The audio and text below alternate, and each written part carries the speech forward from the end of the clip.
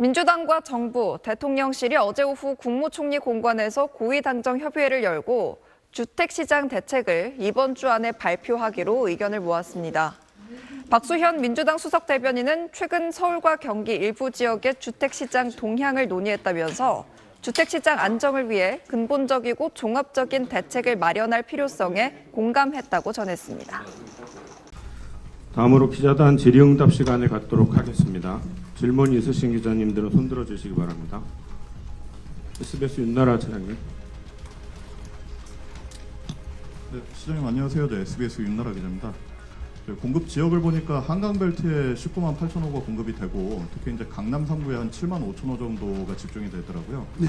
근데 이 지역들이 지금도 이렇게 수요가 몰리는 곳인데 대규모 공급이 이루어진다 그러면은 투자 심리를 자극해서 집값이 더 불안정해지지 않을까 하는 우려도 있는 걸로 알고 있는데 시장님께서 좀 어떻게 보시는지 궁금합니다. 예, 뭐 단기적으로는 그런 현상이 벌어질 수 있는 가능성도 완전히 배제할 수는 없는데요. 여러분 다 아시는 이야기지만 결국 가격은 수요와 공급의 균형으로부터 만들어지는 법인데 수요에 비해서 공급이 부족하게 되면 가격은 오를 수밖에 없습니다. 물론 부동산 가격이 공급만 가지고 해결되는 것은 아니죠.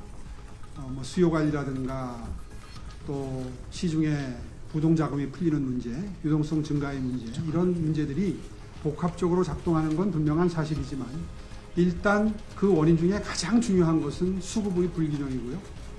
공급이 제때제때 신규 주택 공급이 제때제때 이루어지지 않는 것이 아마 가장 큰 부동산 시장 불안정, 주택 가격 상승의 원인이겠습니다. 제 취임 전에 10년 동안 정비구역이 대폭 줄어들고 앞으로 10년, 20년 내에 그 결과 신규주택 공급이 부족할 것이라는 전망이 꾸준히 집값을 자극해왔고 그것이 근저에 가장 큰 원인으로 작동해온 것은 분명한 사실이기 때문에 서울시의 이러한 노력이 저는 부동산 가격 안정화에 가장 중요한 역할을 할 거로 기대를 하고 있습니다. 네, 다음 질문. 네, 대한경제 임소영 기자님. 시장님께서도 가장 잘 아시다시피 정부 97 대책에서 135만 호 착공 계획은 효과가 제한적이라는 평가를 받고 있습니다.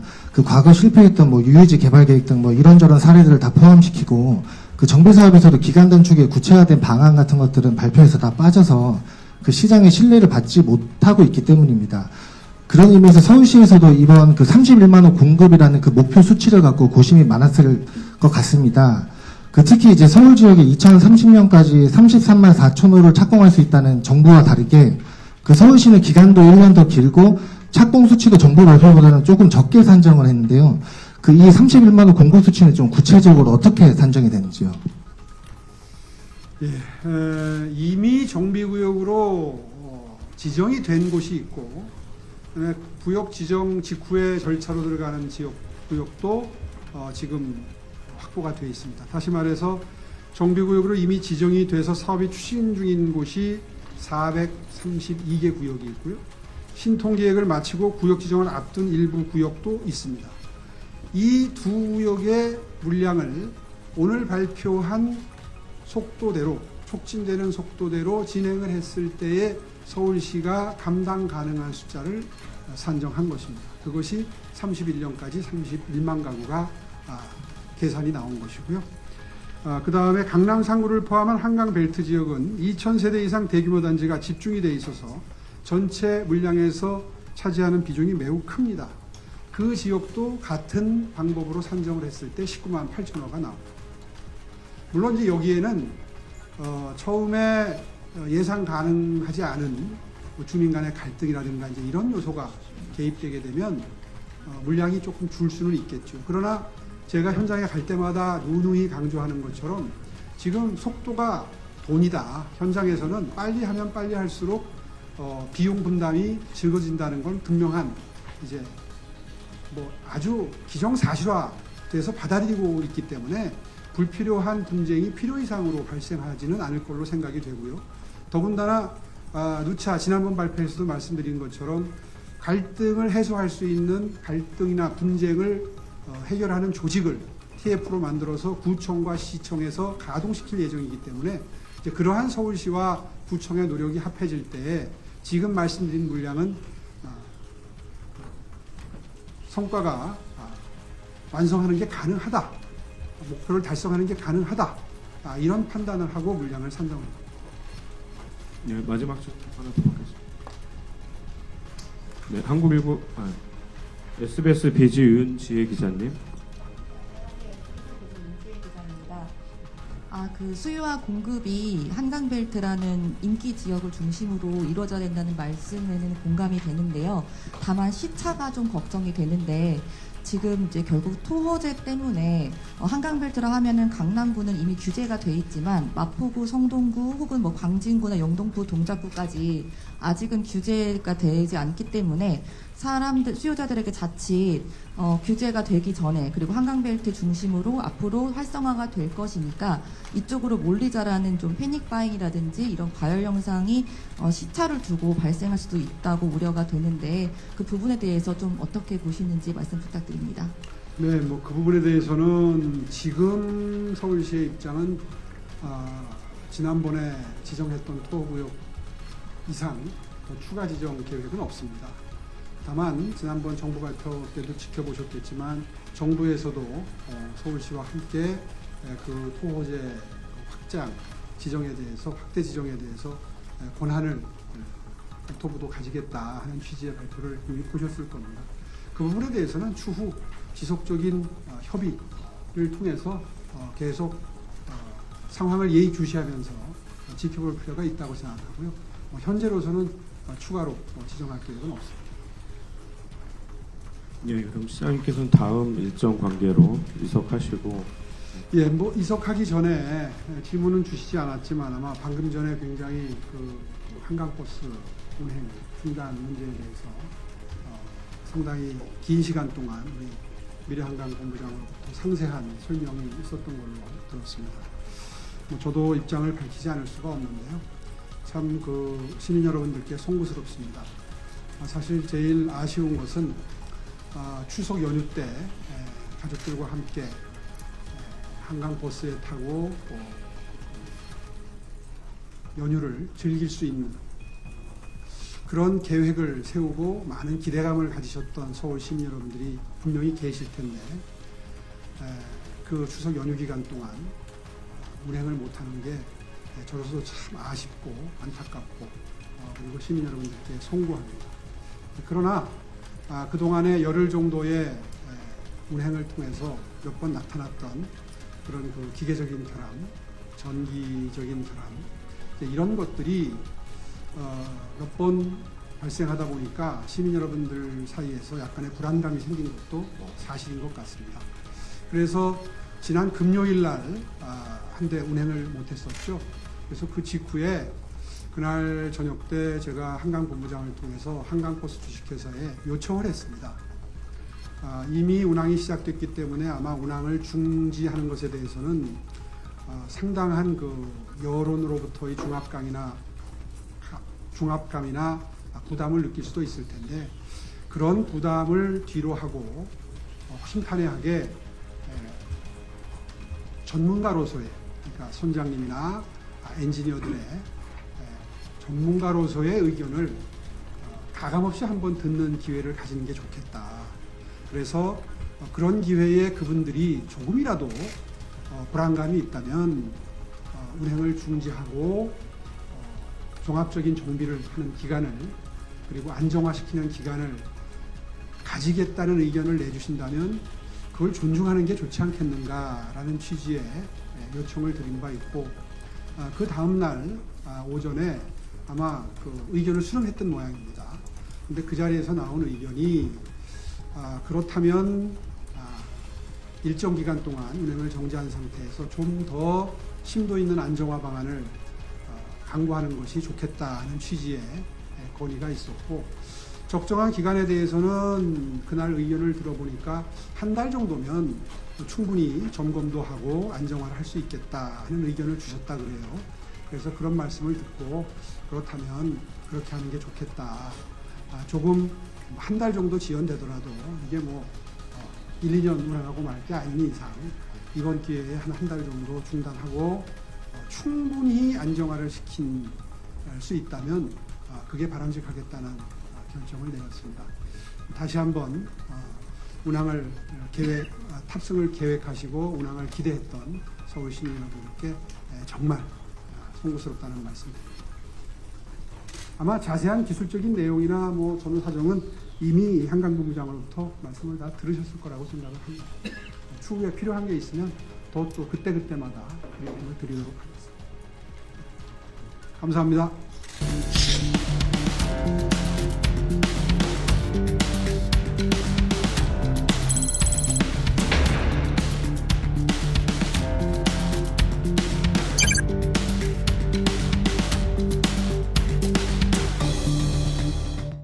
추석 전에 지금 사지 않으면 이제는 토지거래 허가구역을 못 주면 집을 못 산다 이런 위기감도 좀 있는 거 같고 토요일 날은 바빠서 점심밥을 못 먹을 정도.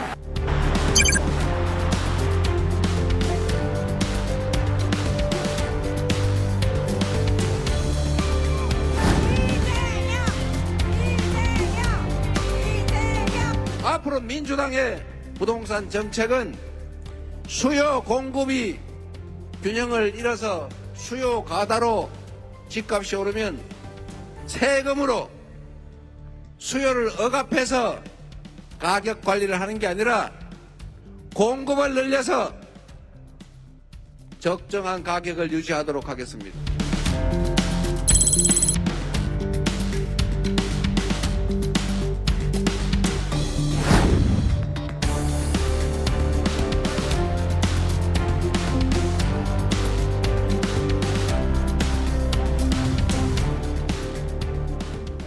(627) (97) 이 두 번의 부동산 대책이 발표되면서 은행권의 주택담보대출 증가가 주춤하고 있습니다. 하지만 서울의 아파트 값은 좀처럼 잡히지 않고 있습니다. 정부가 추가 규제 카드를 만지작거리고 있는 걸로 알려졌는데요. 시장에선 부동산 대출 규제를 더 강화하는 대책이 나올 거란 전망도 나오고 있습니다.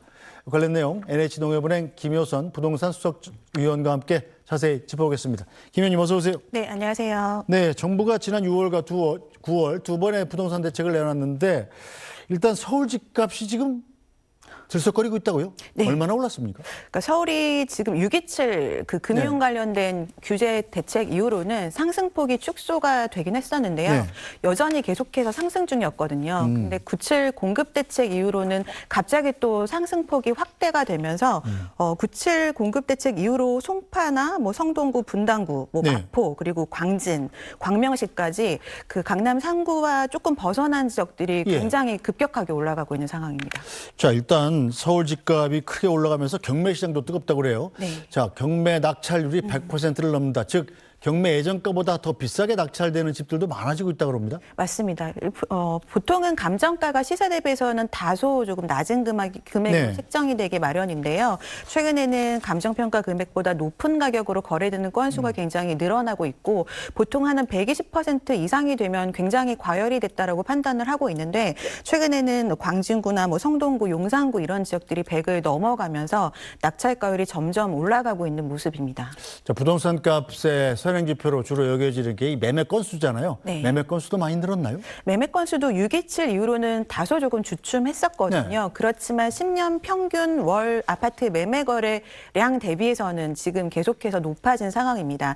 보통 10년 장기 평균 기준으로는 매월 한 6천 건대 정도가 서울에서는 아파트 매매로 거래가 되는데요. 네. 그게 1월에는 4천대 거래였는데 이게 3월에 9천 건을 찍고 오. 그 이후에는 점차 이제 늘어나고 있는 추세고요. 네. 아직은 7월까지밖에 통계가 안 나왔지만 네. 8월, 9월은 7월보다 더 많이 아마 늘어날 것으로 전망되고 있습니다. 5천 건을 넘을 가능성도 있는 것 같은데요. 그럼? 맞습니다. 네. 네. 9월 달에요. 네. 자, 그런데 6월 달에는 이 고강성 부동산 대출 규제를 발표를 했었고 네.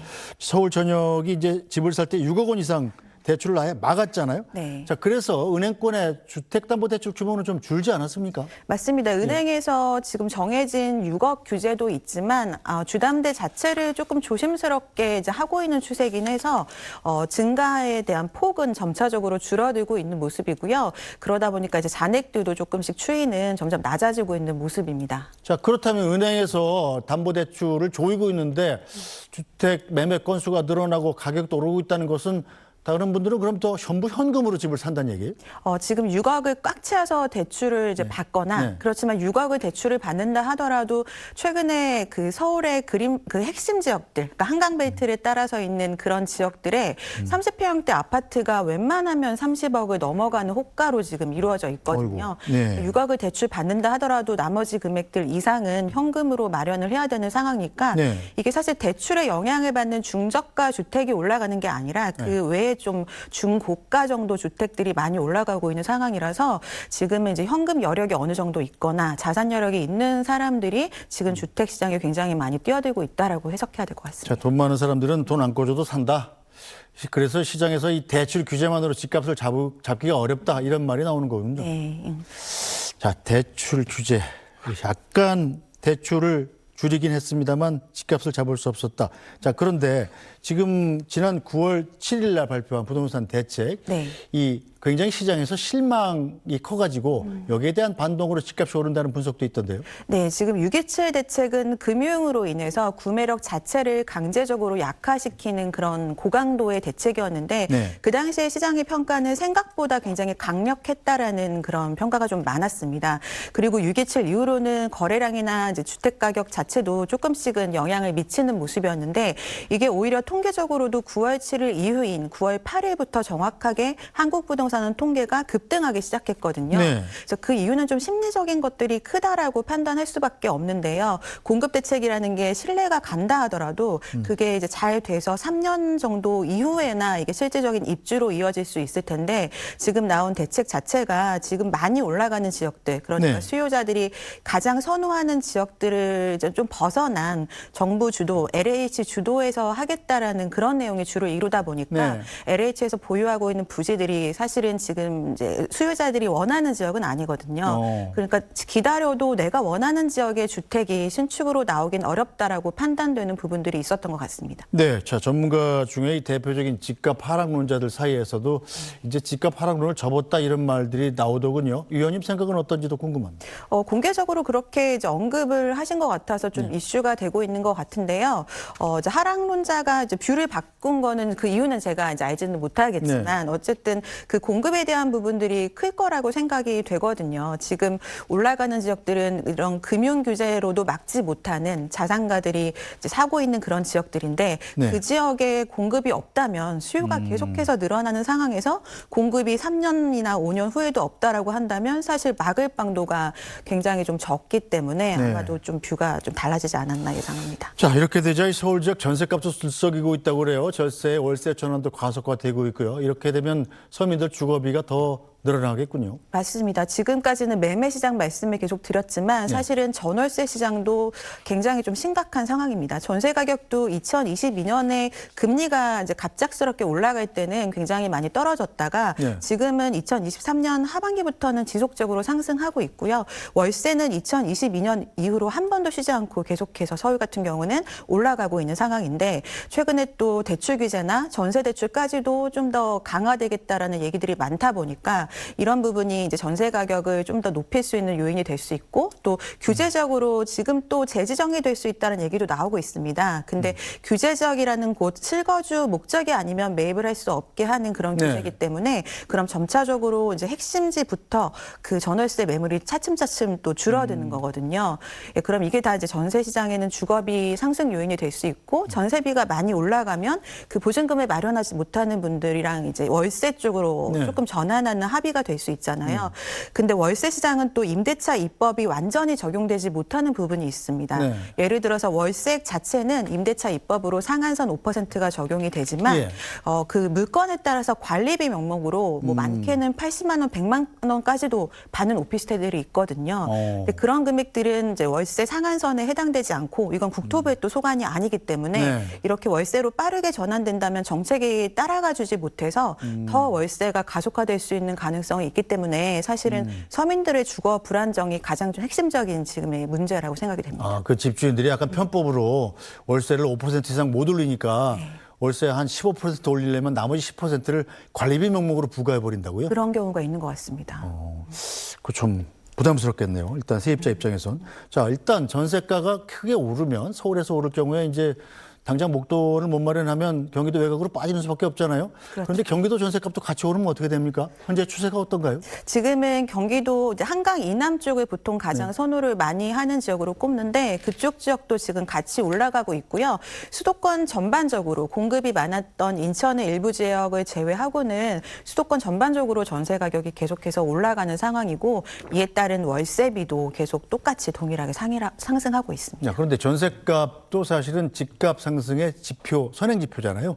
전셋값이 오르면 집값이 좀 오르는 가능성이 그만큼 높아진다는 뜻 아니겠어요? 그렇죠. 이제 전세라는 건 실수요를 반영하는 거기 때문에 공급 대비 수요가 많으면 이제 그 전세 가격이 올라가는 건데 사실 지금 서울 같은 경우는 전세 가격이 올라간다고 해서 꼭 매매 가격을 또 그 받쳐주고 있다라고는 볼 수 없게 변하고 있는 것 같아요. 네. 그 말씀이 어떤 말씀이냐면 보통은 전세 가격이 많이 올라가서 매매 가격이 예를 들어 10억인데 전세값이 뭐 8억, 9억까지 올라간다라고 한다면 네. 그 전세가율 8, 90%가 되는 거잖아요.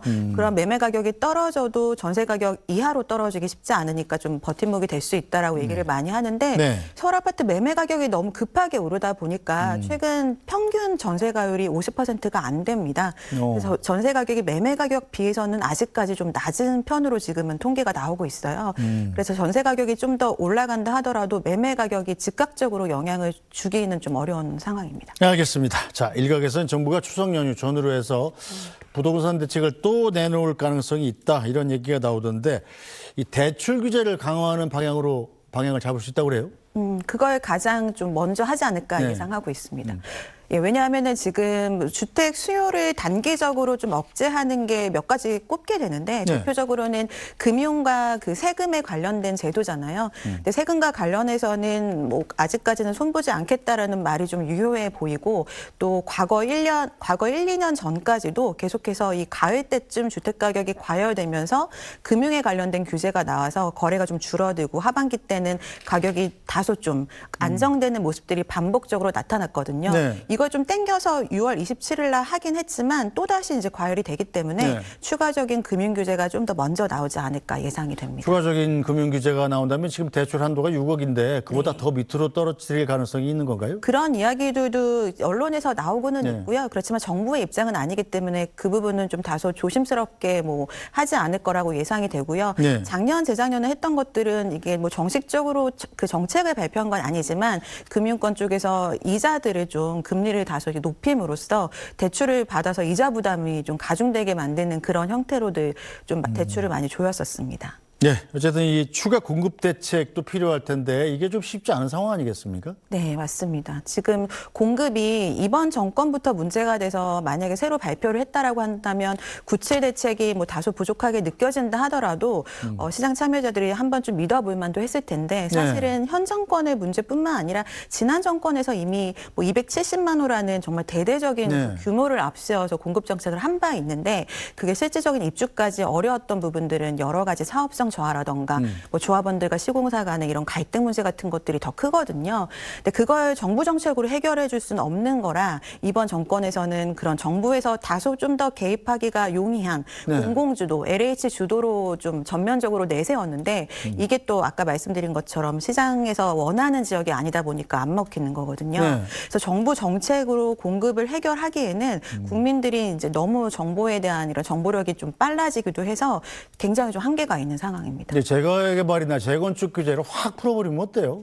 그게 사실은 가장 그래도 심리적인 안정감을 줄 수 있는 부분인 게 지금 올라가는 지역들은 한강벨트 라인만 보더라도 네. 다 오래된 주택들이잖아요. 그래서 거기는 재정비가 아니면 신축이 나오기가 굉장히 어려운 상황이라서 네. 재정비 쪽을 좀 완화를 하거나 뭐 추가적인 메리트 같은 걸 주는 게 필요해 보입니다. 정부가 이제 재개발, 재건축 정책을 확 풀어버리지 못하는 이유가 형평성의 문제 때문에도 있지 않습니까? 네, 맞습니다. 지금 뭐 제초안 같은 것들 네. 대표적으로 이념적인 게 많이 좀 가미된 그런 제도이기도 하고 네. 또 풀어주면은 되는 지역들만 되니까 그렇지 않은 지역들은 또 소외가 받는 부분이 있죠. 자, 그러다 보니까 이제 정부가 쓸 수 있는 부동산 대책이 남은 게 부동산 세금 정책이다 이런 분석들이 또 나오고 있더군요. 네.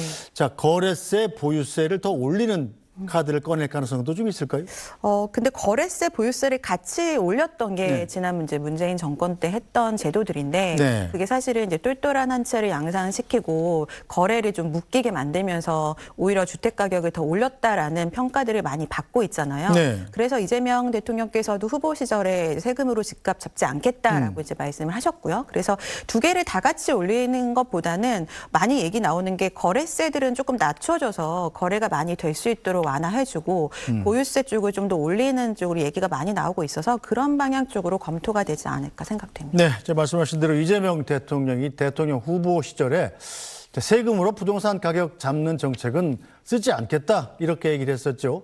지난 5월 이재명 대통령 후보의 발언 다시 한번 들어보겠습니다. 부동산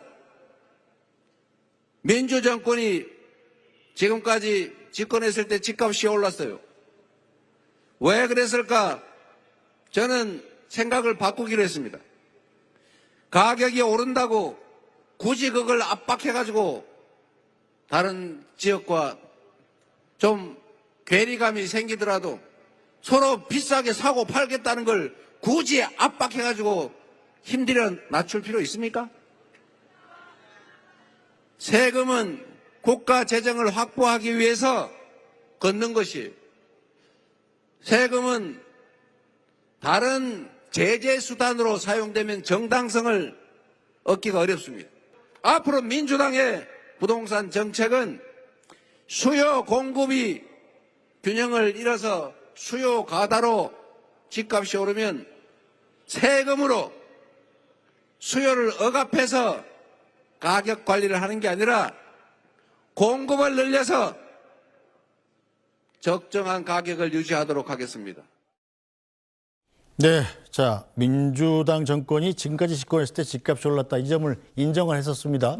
자 그런데 그래서 세금으로 집값을 잡으려다가 부작용이 더 커졌기 때문에 앞으로 나는 집권을 하면 이 세금으로 수요를 억압해서 가격을 관리하지 않고 공급을 늘려서 적당한 가격을 유지하도록 하겠다가 이재명 대통령의 부동산 정책이에요.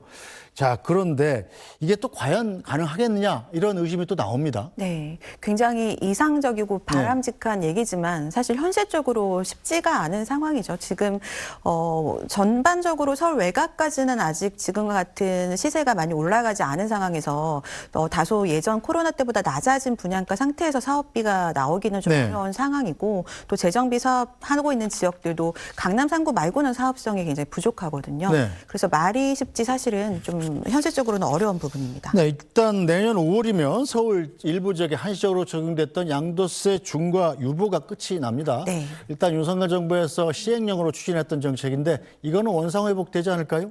그런 예상들을 굉장히 많이 하고 있고요. 이게 이제 2주택, 3주택자들이 그 두세 채 있는 상태에서 집을 팔 때는 일반 세율에 중과세가 붙는 거잖아요. 근데 그런 얘기들이 있습니다. 지금 내년 이제 5월 이후로는 유예를 중단한다면 그 이전에 뭔가 예고를 하고 그때부터는 세금을 많이 내니까 그렇죠. 빨리 물건을 좀 출하하라는 그런 시그널을 좀 주고 그 이후에 끝내지 않을까라는 예상을 제일 많이 하고 있습니다.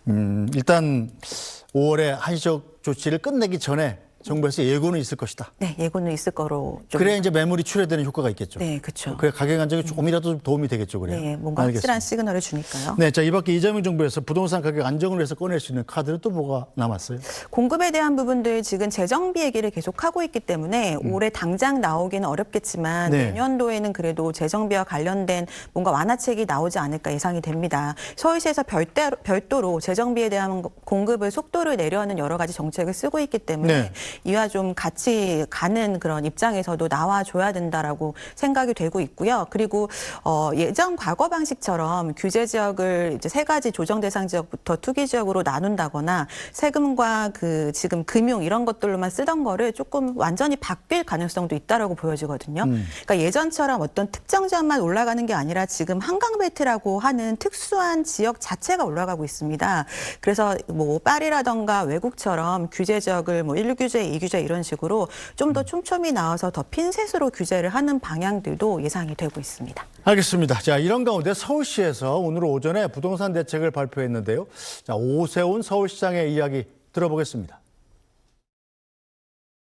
정비사업 18년 6개월이 12년으로 총 6년 6개월이 줄어드는 효과를 낼 수 있게 됩니다. 2031년 앞으로 6년 후까지 누적 착공 목표 31만 호. 2035년 앞으로 10년 후까지 누적 준공 목표 37만 7천 호입니다. 서울시는 2031년까지 강남 3구를 포함한 한강벨트 지역에 총 19만 8천 호를 착공하겠습니다. 그중에 강남 3구와 송파를 포함한 한강 이남 지역에만 16만 8천 호를 착공합니다. 한강벨트 물량 중에서도 압도적인 비중이 될 것입니다. 서울시의 주택공급 원칙은 명확합니다. 공급은 민간이 주도하고 공공은 이를 적극 지원하는 것입니다. 네, 공급은 민간이 주도하고 공공은 이를 적극 지원하는 것이다. 네. 이 서울시 대책인데 정부 대책과는 상당히 좀 상반되는 것 같습니다. 네, 지금 시장에서 그 국토부의 공급에 지적을 했던 것들을 네. 그대로 이제 말씀하시면서 공급 대책을 내놓았는데요. 네. 서울시에 특히 한강벨트를 중심으로 해서 재정비 쪽으로 31만 호 이상을 공급하겠다라는 숫자도 나왔고 그 기간 자체도 좀 사업 시행 인가부터 관리 처분 계획 그리고 그 이후에 철거 뭐 이주 이런 것들에 대한 기간을 대폭 좀 줄여서 네. 사업 시행 그 사업의 기간을 좀 앞당기겠다라는 내용들이거든요. 네. 그래서 예상했던 거랑 크게 벗어나지는 않아 보이고요. 그리고 이게 오늘뿐만 아니라 내일과 또 모레까지도 공급에 대한 얘기들이 발표된다라는 얘기들이 있거든요. 근데 예상했던 뭐 용적률이라던가 그리고 서울시에서 하는 공급 계획 중에서 가장 좀 많이 이슈가 되고 있는 그런 인센티브와 그 반대급부에 대한 부분들을 조율하는 거. 그러니까 이런 갈등에 대한 부분들을 지금 아직 확실하게 내놓진 않긴 해서 좀 더 추가적으로 구체적으로 뭐가 나오는지 어떤 지역을 말하는 거고 어떤 식으로 속도를 낼 거고 사업비를 어떻게 올릴 건지 이런 부분들이 좀 더 나와줘야 시장에서도 이제 신뢰를 좀 네. 할 수 있을 것 같습니다. 자, 그런데 오세훈 서울시장이 뭐 잘 아시다시피 국민의힘 소속이 야당이잖아요. 네. 지금 정부는 민주당 여당이고, 자, 이 정부의 협조 없이 서울시가 단독으로 추진할 수 있는 정책인가요? 그럼 이게? 서울시에서 단독으로 하기는 쉽지가 않죠. 이게 관련된 것들도 조례로 할 수 있는 부분이 있고 또 그 국회 법안을 통과해야 될 부분들도 있기 때문에 단독으로 밀고 나가기는 쉽지 않아 보이고요. 다만 신통기획 지금 시즌2로 발표를 한 거거든요. 네. 그래서 이 서울시에서 뭔가 나서서 갈등을 조정하고 하면서 모아타운 같은 것들은 속도가 좀 빨리 나는 부분들이 있었는데 네. 그런 행정적인 지원들은 적극적으로 할 수 있을 걸로 보여집니다. 알겠습니다. 서울시 후속 대책도 좀 지켜봐야 되겠군요. 김효선 NH농협은행 부동산 수석 전문위원이었습니다. 말씀 잘 들었습니다.